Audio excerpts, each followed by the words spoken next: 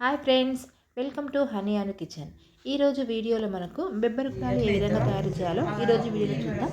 First ఒక cooker తీసుకొని అందులో ఒక కప్ వచ్చేసి మనకు ఎర్ర బెబ్బర్లు వేసుకొని వాటర్ పోసుకొని మనకు శుభ్రంగా ఒక 2-3 టైమ్స్ మనకు కడిగి వాటర్ అనేది వంపేసుకోవాలి.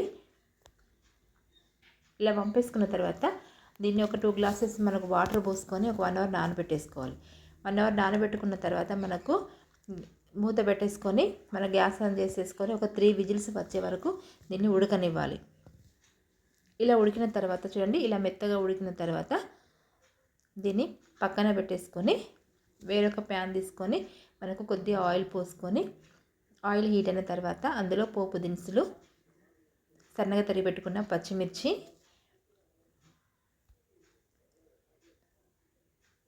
కరివేపాకు కొద్దిగా మగ్గిన తర్వాత ఆనియన్స్ వేసుకొని మరొకసారి విధంగా కలుపుకోవాలి.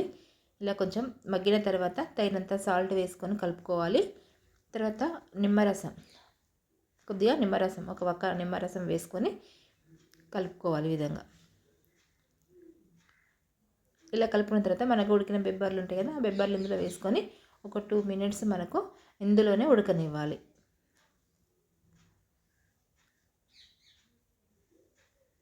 చివరిగా మనకు కొత్తిమీరతోటి గార్నిష్ చేసుకుంటే సూపర్గా ఉంటుంది. మనకు మార్నింగ్ బ్రేక్ఫాస్ట్ కానీ మనకు తినొచ్చు, ఇది ఈవినింగ్ కూడా మనం తినొచ్చు.